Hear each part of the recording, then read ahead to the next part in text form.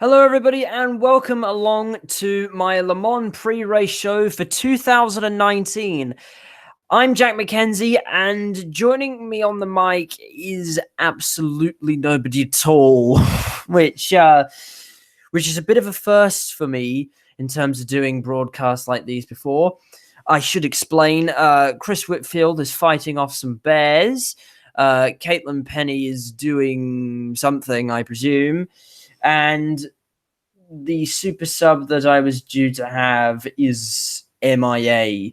So you'll have to bear with me on this one. This is something rather different that I've done. I haven't really done something like this before, doing it just by myself live. But whatever the case, I'm a big believer in the show must go on. So I'm going to continue doing this anyway. Now, I'll be getting my document up in a second so we can go through some stuff that I'd like to talk about for the Le Mans pre-race show. Hold on. Bear with me here. I just need to do something with the stream. Now, we are on Google Hangouts for the first time in quite a while, actually. And I haven't been on Google Hangouts since we started doing Motorsport recently on OBS. So this is something a little bit different. We haven't done this in a while, but whatever the case, we will get into doing this anyway. Hopefully we get some people joining later on in the show, and we can have a nice little discussion about what is going on. Oh, never mind. I might actually have somebody to talk to here. In an interesting development, my super sub actually has decided to show up, which should be quite good. So that means I won't be doing it alone. So disregard everything that I've just said. Now, we are an hour away from the 2019 24 Hours of Le Mans. This is our pre-race show for it, and we'll be going through some interesting stuff for you today. Now, we'll get into it as soon as the super sub joins. And he says, give me a sec, but I don't know exactly how long a sec is. So I'll have to trust him and hope that he does actually get on. Now, oh, yes, the super sub has arrived. That's excellent news. Yay, I'm here. Please, everybody, welcome George Chewens to the broadcast. Oh, and we have a few people checking into the broadcast. We have Wadey X48 tuning into our Le Mans pre-race show for 2019. Wadey, you'll know my co-host as Geodude. So welcome to the show. Welcome to the Le Mans pre-race show for 2019. Yes, it's man. Are you just up? Yes, I literally just woke up. What time is it where you are? Yeah, it's like 7 in the morning. 7, yeah. What we do for motorsport here. So yes, we are live on Triple Crown Racing for the Le Mans pre-race show 2019, and we have a document open. I have shared that document with you, so I believe I have actually anyway, so you'll be able to jump on it and have a look at what we're looking at. Yes, sir, you have. Yes, all right. Now, I'd like to start tonight's pre-race show. Well, depending on where you are in the world, it isn't actually tonight at all. It will probably be either afternoon or the morning, but I'm upside down because I live in Australia. So I want to start off this show with the championship standings at the present time before the race. Now, this is the first Le Mans, I think probably ever, that is actually concluding the World Endurance Championship. So this is the end of the super season for 2019. Now, are you okay with me starting off with the LMP1 standings for in the championship as of right now? It's fine with me. Let's go ahead and get it rolling. So, obviously, this year has been a very, very good year for the number 8 Toyota Gazoo racing car of Sebastian Buemi, Kazuki Nakajima, and Spain's most famous racing driver, Fernando Alonso.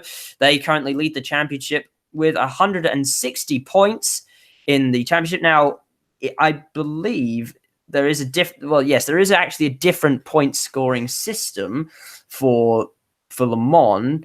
So it's not just the standard FIA point scoring system. There is actually a different point scoring system. So that means that more and more people will actually have a chance of winning the championship, even if they are more than 25, well, more than a certain number of points behind. So the number 8 team leads the championship at 160 points.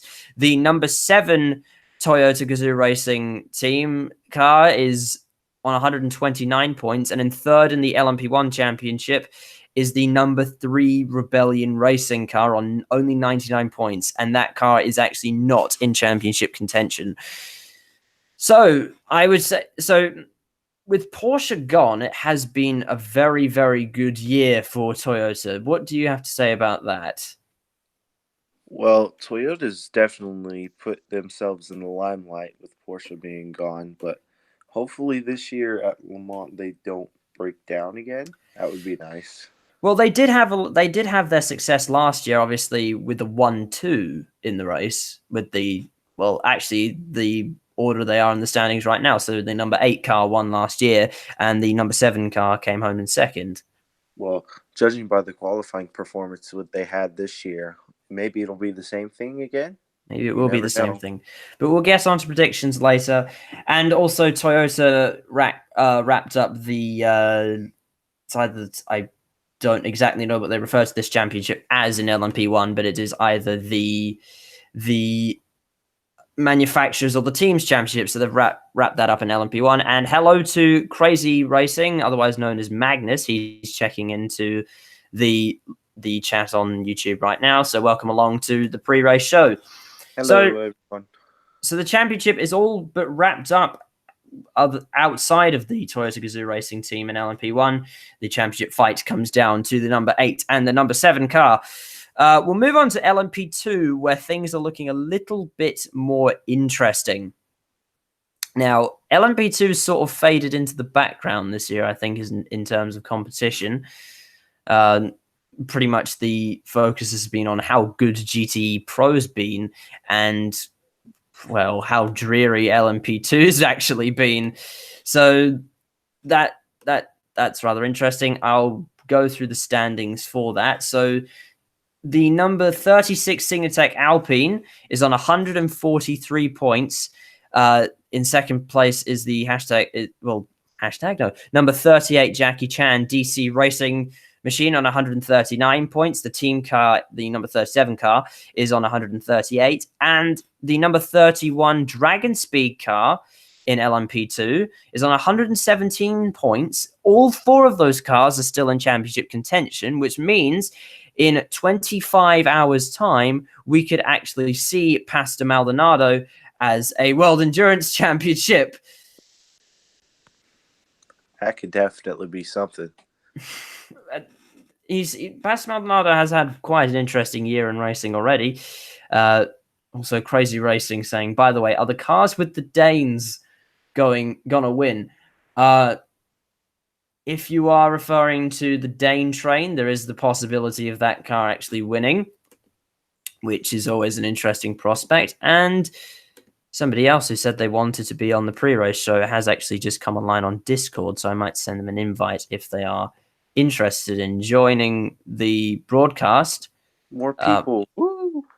So Caitlin Penny has come online, but I think she has also just woken up, so that you might have to bear with us. Two of us. Let me just quickly send this message.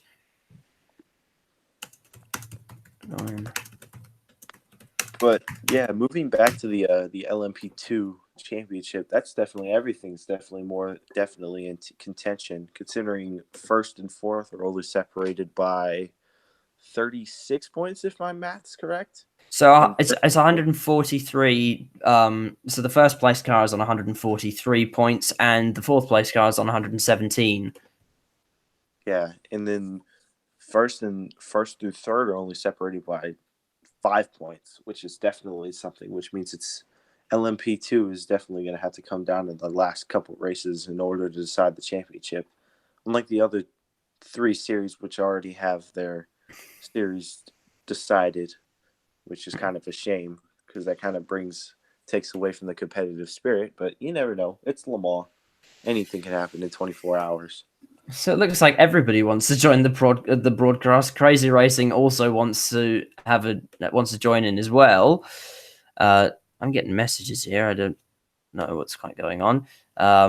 I'll try and ignore that. Anyway, we'll move on to GT Pro. The Manufacturers Championship has actually just been wrapped up in GTE Pro, but the championship in terms of teams are not quite wrapped. Well, individual teams are not quite wrapped up yet. So Porsche took out the GTE Pro title. I just heard myself. Hold on. That's a bit strange. I heard my... Please excuse the technical difficulties. All right.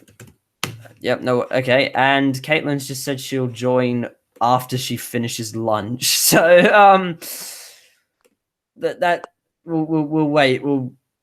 Hopefully she'll be able to join. So anyway, back to GT Pro. The number 92 Porsche is leading the GT Pro Championship. So Porsche, as I said before, have wrapped up GT Pro. And the 92 car is on 140 points. Lawrence Vantour is actually not on equal points. So it's Michael Christensen and... I can't quite remember who the teammate is. You may just have to excuse me for a moment. Hold on. Are you speaking about Kevin Estre? I think I am speaking about Kevin Estre. I, for some reason, forgot about Kevin Estre for some odd reason. And the team car is in second place in GTE Pro, so the number 91 car is on 104 points. And Frederick Makovecki is actually not on equal points with that lineup's other two drivers. And Caitlin's wondering if it's already started. Yes, it has already started. Let me just check that other car's lineup. For some reason, it slipped my mind, which is rather annoying. So the Porsche GT team. So the number 91 car is... The number 91 car is Jimmy Bruni and Richard Leitz, and the number 92 car is Kevin Estre and Michael Christensen. For some reason, I forgot that car's actual lineup. So those two cars lead the championship, and in third place, it's the AF Corsa Ferrari on 98.5 points, and that car on 98.5 points is James Collado and Alessandro Pierre Guidi, because Daniel Serra only did rounds 2, 6, and 8. So they're not on equal points. And I don't think that car is in championship. Yeah. No, it's not in championship contention. And Caitlin won't be joining. She just says she won't be, but whatever the case. And we have more people joining the chat. So F1 Weekends is checking in with a hey. Welcome to our Le Mans pre-race show for 2019. Everyone. We are just going through the championship standings at the moment. And my good friend Magnus Nielsen has just wants a link to come and join the pre-race show, so we might be getting some more people in here. This is talk about getting the community involved. So hopefully we'll see him in a second. I'll move on to GTE Am whilst we wait for some people to join. I do apologize. We are a little bit disorganized. The show was made on, well, I only started working on it today, actually, so it's actually quite good that we managed to get something together. Anyway, moving on. The GT Am standings look like this. Number 56, Project One Porsche leads the championship on 113 points. The Spirit of Race Ferrari is on 90 points, and the number 90 TF Sport Aston Martin is on 87 points.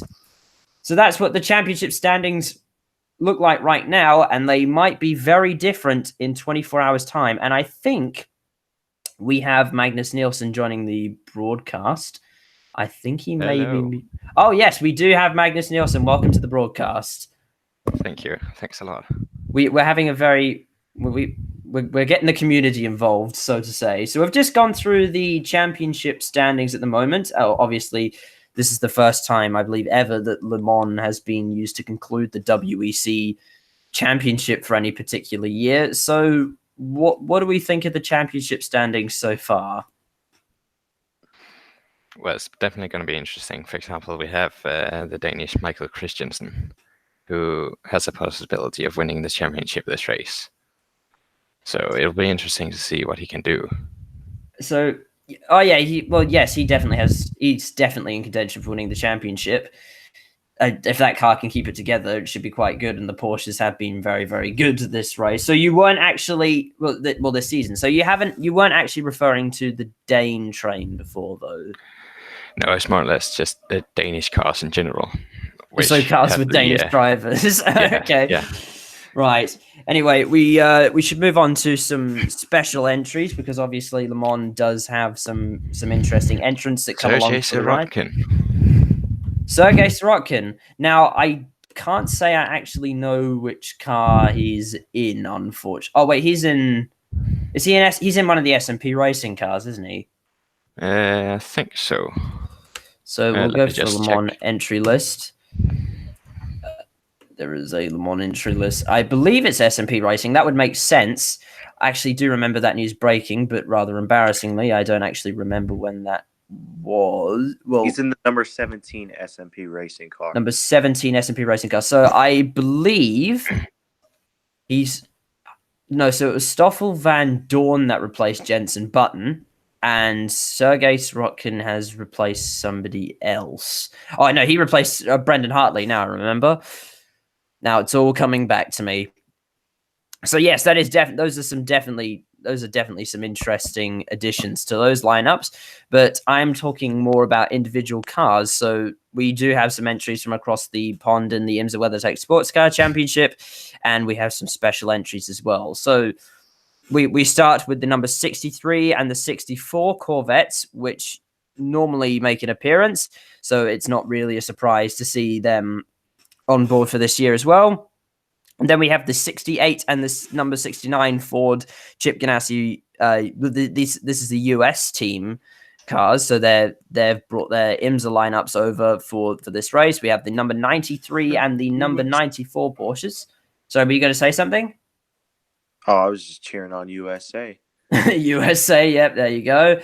And we have, so those cars will be able to be distinguished by the fact that they are running the Brumos tribute liveries. We have the number 85 Keating Motorsport Ford GT car, which is the first privateer Ford GT that we'll pretty much ever seen.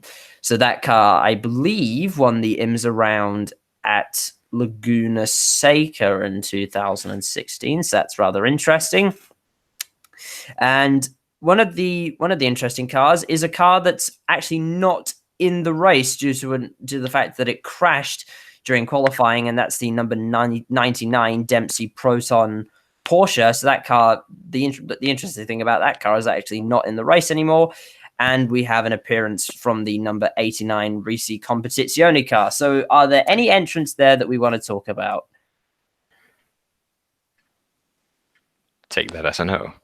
Take that as a no. I definitely think that the Keating car is probably the most interesting entry. I think we expected all the other ones, and I think it's rather interesting that the number 99 Dempsey Proton car is actually out of the race. Shall we then talk about GTE AM? GTE AM. What specifically about GTE AM? The fact that we have a completely woman's car in Kessel Racing. In Kessel? Oh, yes. The Ferrari 488 GTE. With Danish Michel Getting and Italian Manuel and Swiss, I believe it is. So 3 women drivers in one car. So what number is that? Is that the number? That's the number 83. 83, right, yes. Wow, okay, that's rather interesting. Oh, I actually remember that happening, actually. And I have a spotter's guide here, so you'll be able to distinguish it. So I think Chris sent me this before. Sent me the spotter guide, so I will just give you a general description of that car. So there are actually 2 Kessel Racing cars in this year's Le Mans. So there's number 83, that's the all-women lineup, and the number 60, which isn't an all-women lineup. And I think those cars might actually look slightly different. Now, bear with me here until I get the GT AM part of the spotter's guide up. And those cars actually do look exactly the same, but you'll be able to distinguish it by the fact that one has number 60 and one has number 83. Are there any more special entrants that we want to talk about? Have you talked about LMP1 and LMP2? LMP1 and LMP2 are pretty much as to be expected. I don't think there are... Well, I don't think the LMP1... There hasn't been any entrance into LMP1. There's no presence from Ginetta, but we've known that for a while now. I don't think Ginetta have been in any of the other rounds as of late. LMP2... Is it just me, or was Andre Lotterer in LMP2 last year? Or was he still in LMP1? Andre Lotterer was in LMP1, so he was part of the Porsche program, and then he jumped ship to Rebellion, and so he's still part of Rebellion, and he obviously he's also got his Formula E duties as well. Yeah.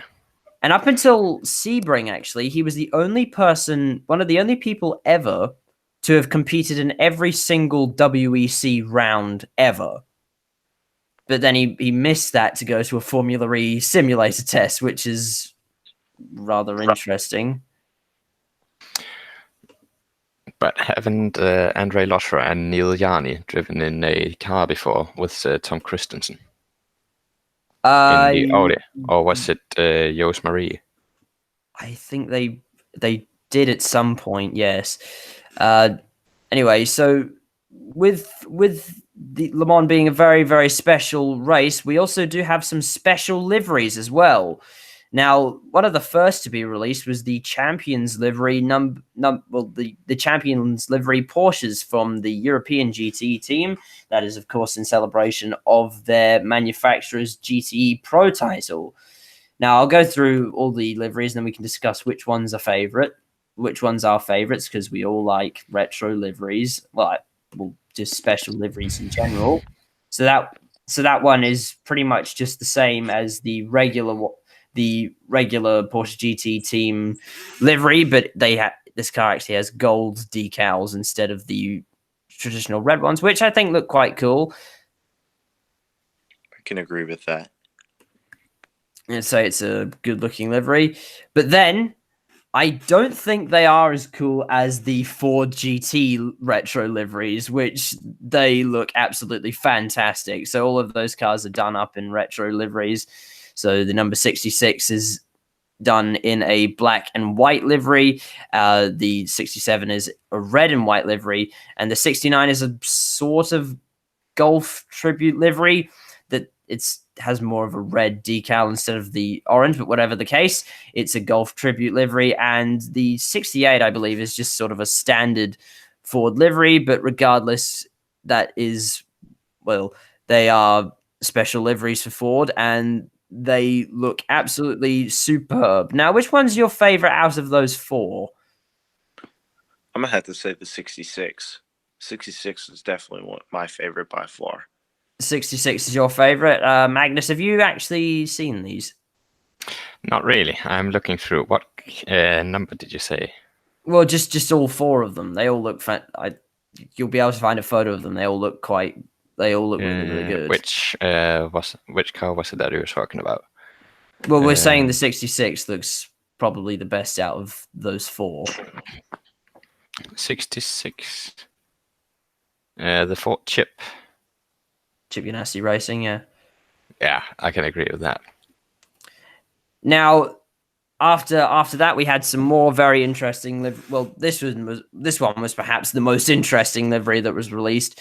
It's the number 10 Dragon Speed livery, and this was one of the LMP1 cars, obviously, and it's done up in a beautiful Golf livery, and I think it should be illegal to make cars that look that good. It looks absolutely superb. Now, have you guys seen this livery?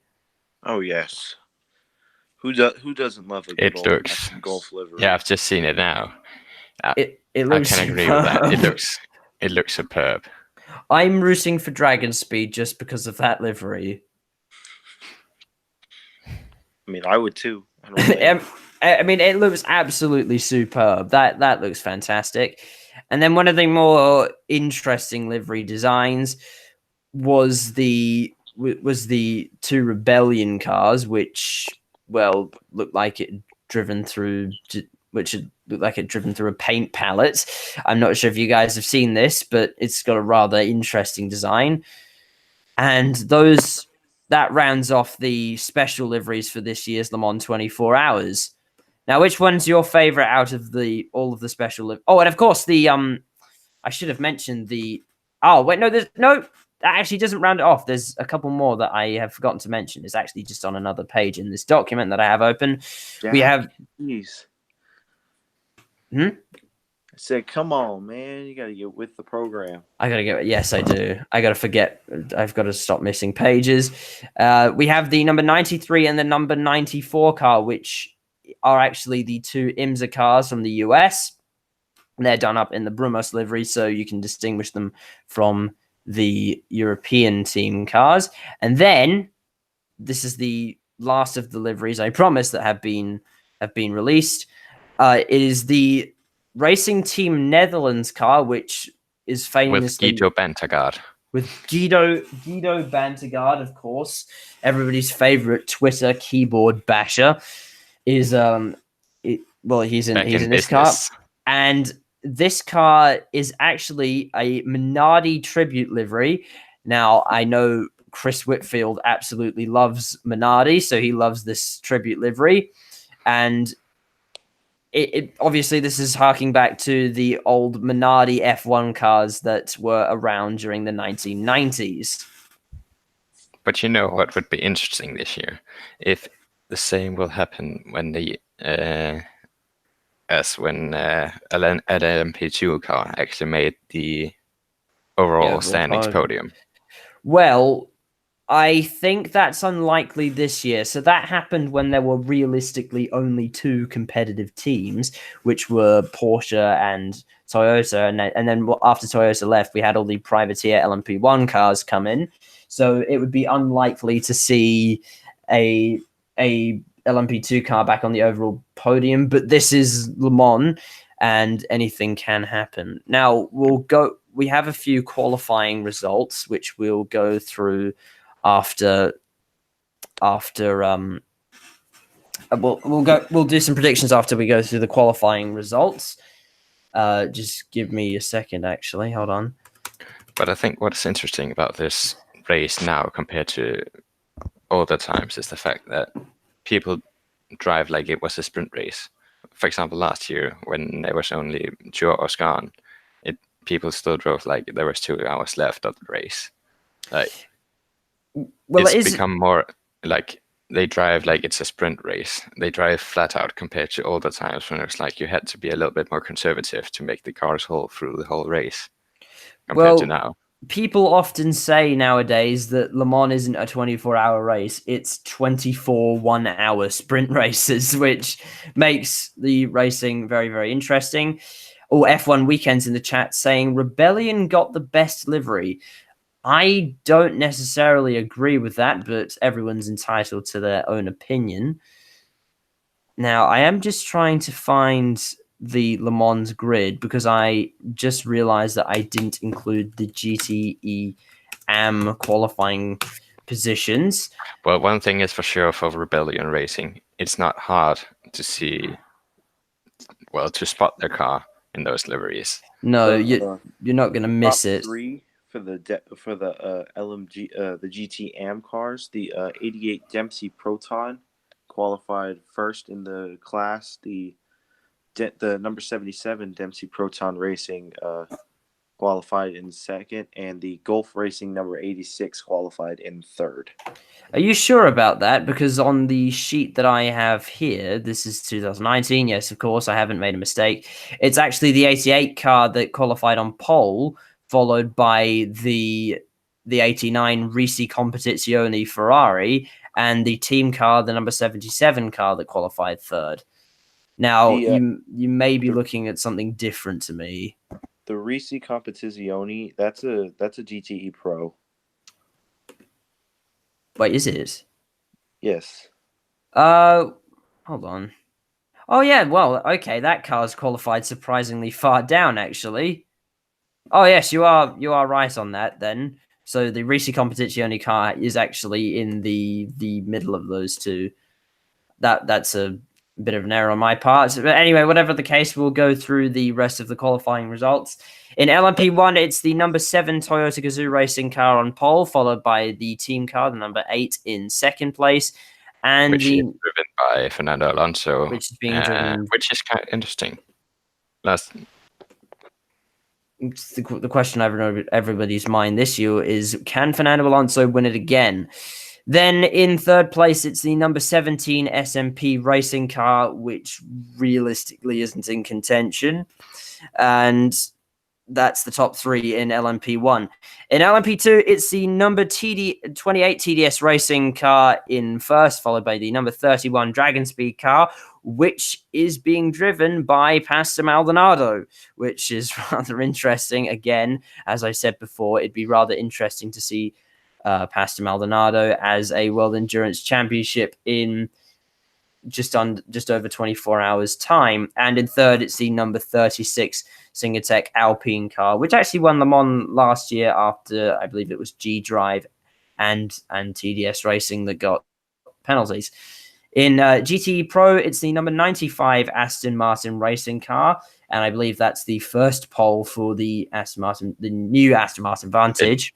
The Aston Martin driven by Nicky Tim, Marcus Sorensen, and Darren Turner.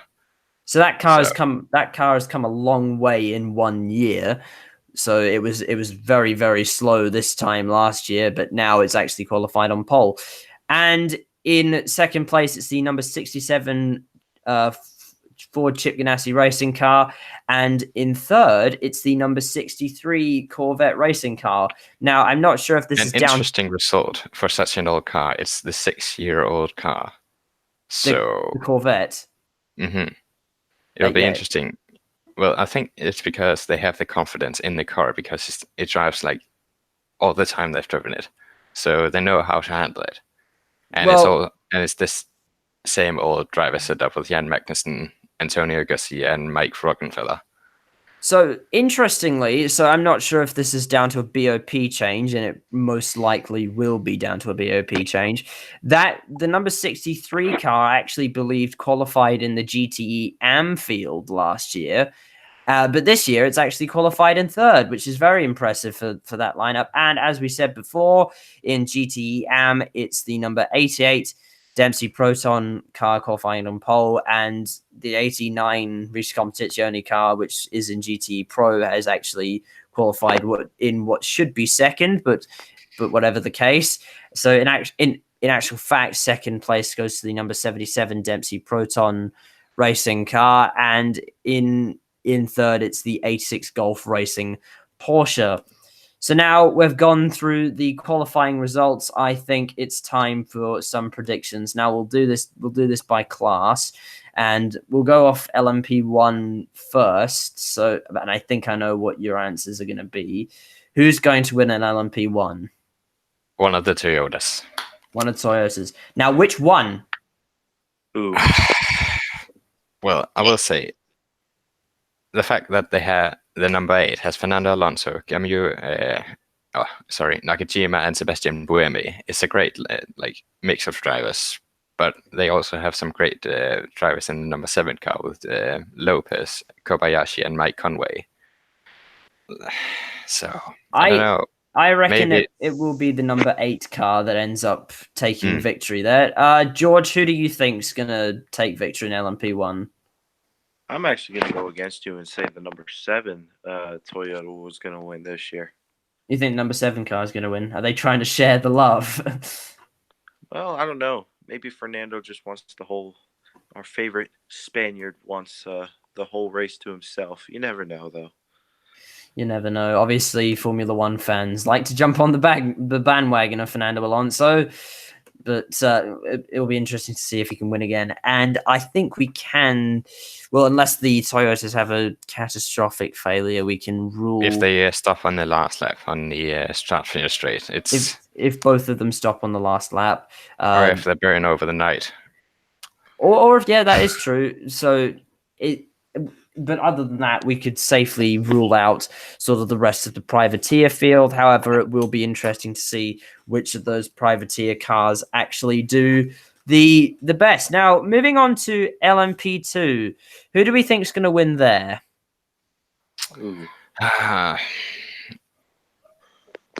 Interesting.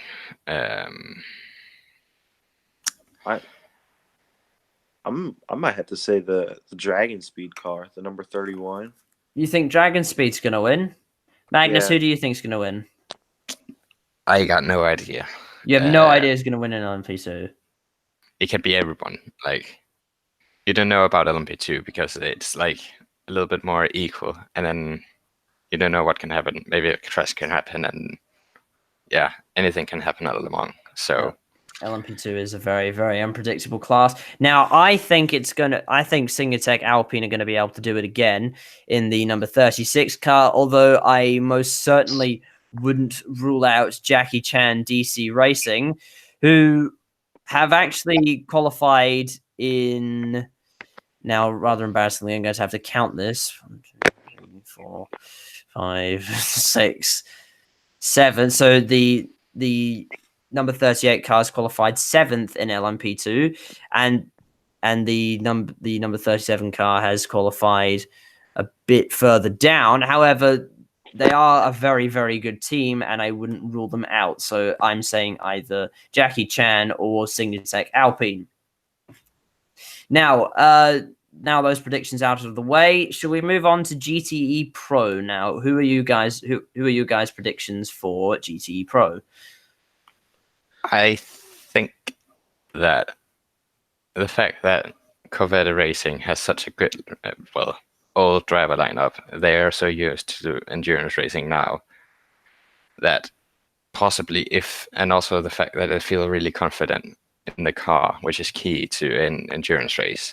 I think they have a really good shot at it with Jan Magnussen and Antonio Garcia, I'm sorry. Giovinazzi. Okay. Antonio Giovinazzi and Antonio Garcia are apparently now the same person. George, who do you think is going to win in GTE Pro? I don't know if you're going to like my choice, but I say the Aston Martin, the number 95, takes it this year. So the 95 will go from pole to the victory after the Dane train.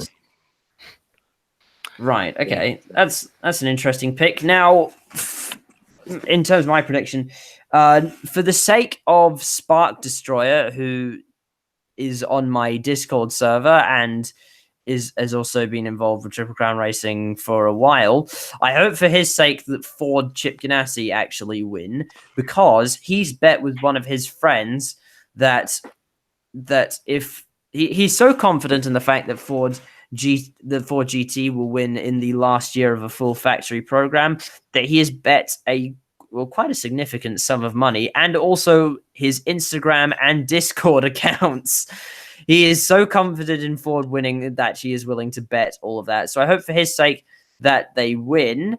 However, I think my prediction will actually go to the number 93 Porsche, which is actually the US team. Now, the reason I say that is Porsche have been very, very strong, and it looks like the 93 car has been quite strong. That's definitely an interesting pick. So that's why I've chosen them. Now, usually we've seen that the American cars have been slower than the European cars, but you never know. They might end up pulling through. Are there any? Actually, no. We'll go over dark horses at the end, and we'll go over our GTE AM predictions. So, who is going to win in GTE AM? Do you guys reckon? I mean, it's probably going to be a pretty close race between the Dempseys. So probably any of the Dempseys. Either one of the Dempsey Proton cars. Okay. Now it's actually Porsche 1, 2, 3 in GTE AM, I believe, which is a good result for Porsche in GTE AM. So I think it'd be quite silly to bet against Porsche. Now, which of the Dempsey cars did you say? Either or, because that'll probably be a really good race. But then again, anything can happen in 24 hours. Either or. All right, okay. And Magnus, who do you think is going to win in GTE AM? Well, I would love to see the woman's car win, but the likeliness of that happening because they are starting from the back.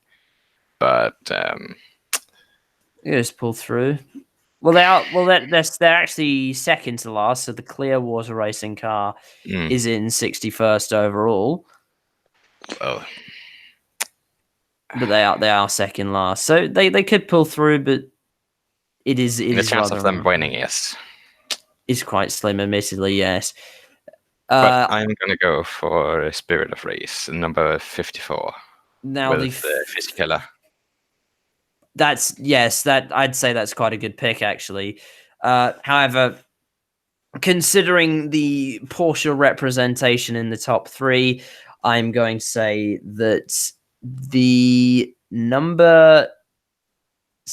I'll go with the number 77 car for GTE AM. So now that we've run over all of our predictions now, I think we should probably go over just some dark horse predictions. Now, what are some cars that are unlikely but not impossible to win? Okay, shall we start with LMP1? Yes, we can. We can start with LMP1, but you can really pick any class. How about Rebellion Racing with Andre Lotterer, Janja and Senna? I wouldn't bet against so the number 1 car is starting in 6th, so it's team car. The number 3 is actually further ahead. Now, I wouldn't bet against I wouldn't bet against Rebellion Racing. The only problem with trying to predict who a dark horse would be in LMP1 is that the Toyotas are so dominant that it's actually almost impossible to see anyone else winning. So in terms of non-hybrid cars, it will probably be a battle. The best of the rest. The best of the rest. Okay, we'll go for LMP 1.5. So the winner in LMP 1. Actually no. Let's try and predict this. Who's going to be our winner in LMP 1.5? I think it's number 1 Rebellion Racing, if it can hold itself together. Rebellion Racing, okay.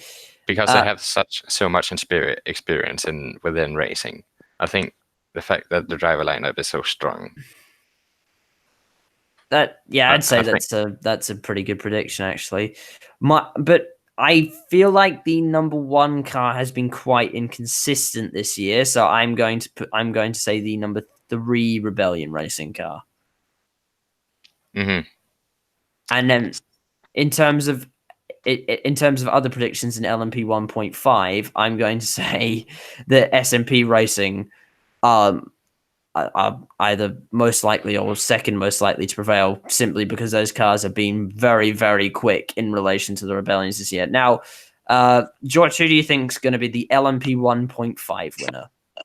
I might have to say the 17 SMP Racing.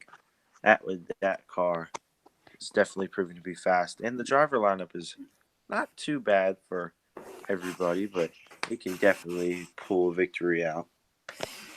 in the 0.5 category at least. In LMP 1.5. Hello to Caitlin Penny commentary in the chat. Now, anyone watching the stream right now, put your predictions in the chat now so we can go over some. Anyway, back to what we were talking about before. We were talking about some dark horse entries. Now, this is probably easier to do in the rest of the classes, considering that it's not so it's not so dominant in the other classes, so to speak. So who do we think are some people who are unlikely to win, but it's not impossible for them to win?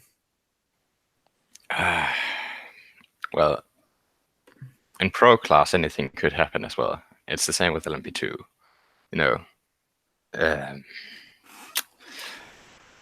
But I think, you know, Porsche, Porsche with Michael Christensen. I think since they have had such a stable season, I think they have a chance at actually winning it. I wouldn't say they're so much a dark horse though, simply because they're so good. Now, but it's more they are starting quite far down compared to pole position by the Dane train. Now, I'd say some dark horses in GTE Pro. Now, despite the fact that they're starting on pole, I reckon that the number 95 Aston is actually a dark horse, as well as the number 82 BMW M-Tech car.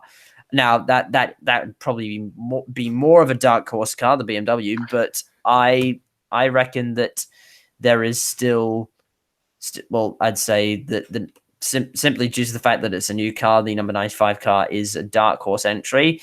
I didn't see qualifying this year, but does the BMW have superior straight line speed? Well, it is a bit of a brick, so I'm not entirely sure on that one. In terms of LMP2, I reckon the dark horse the dark horse is now. Where's my other Jackie Chan car? I reckon the number 37 car is going to be a dark horse in LMP2. Shall we write down our predictions on who's going to win and who's going to be the dark horses, and then do a podcast after the morning? Well, perhaps we can. Anyway, Caitlin has some predictions. So, her predictions are, so she picked pre-qualifying actually. So the overall victory is going to go to the number 8 Toyota, the LMP1 non-hybrid, so what we're calling LMP 1.5 will go to the number 17 SMP racing car, which is not a bad pick. The number 31 Pastor Maldonado Dragon Speed car will win, according to her, will win in LMP2. The number 68 Ford will win in GTE Pro, and the number 54 Ferrari will win in GTE Am. So those are her predictions, and we are just going over some dark horses now. So I'd say in LMP1 and in GTE Pro, I've said my dark horses, and I might pick one in GTE Am. I will say that who do I want to pick for a dark horse? I will say the number 85 Keating Motorsport car will be my dark horse in GTE Am. So, George, do you have any dark horses that you think could win? The dark horses for me in the pro division, I'm gonna have to say the 68 Chip Ganassi team. That seems like it could pull anything out. Because the 68 car. The Ford GT has Joey Hand, Muller, and Sebastian Bourdais. So that'll be definitely something. I could see that as a dark horse, yeah. And then in the LMP2, the racing team Netherlands racing team to Bentagard. That's actually a very, very interesting dark horse prediction, because Dallara haven't had very much success at all in LMP2 this year, so I'd say that's a rather bold dark horse prediction, but that's what dark horses are all about. Oh, yeah. I mean, who can't support the Minardi? Oh yes, everybody loves Minardi. Minardi is very good. Now we might I think there are a few people watching the stream right now, so we'll give them a few minutes to get their predictions in, and we'll go over those predictions. Now we might look at Caitlin's predictions actually. So what do we think of her predictions? Well, what were her predictions again?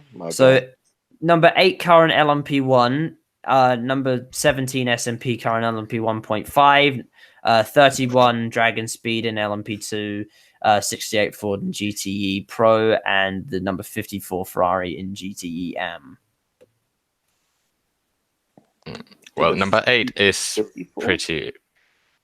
I would say very likely, they have a big, they have a big chance. It's the same when we saw what was it, the IMSA Daytona. Well, the thing is when it started raining, he started punching down the lap times compared to everybody else, and had the driving skills over anybody. Well, he had the upper hand. I'd say with Daytona, it wasn't so obvious in Daytona, simply due to the fact that there are more competitive cars in DPI. Oh, and Caitlin's saying Racing Team Netherlands has a very strong lineup and may well be a dark horse. Van der Gaard, Bantergaard, as we all like to call him, is an F1 driver. Well, was an F1 driver. De Vries is a possible future F1 driver, and Van Aert is pretty swift himself. And apparently the formation lap is underway, and I think it is about time to end the show for now. Thank you to you guys for joining me today. I've been Jack MacKenzie, and joining me on the mic has been Magnus Nielsen and George Chewens. Thank you for joining me for the pre-race show. I know it was on short notice, so I'm glad you can join me. You're gonna say goodbye. Nah. Goodbye, everyone. And we'll see if our predictions hold. Well, but yes, we will see. Anyway, like, subscribe, and we'll see you next time. Goodbye. Goodbye. Goodbye.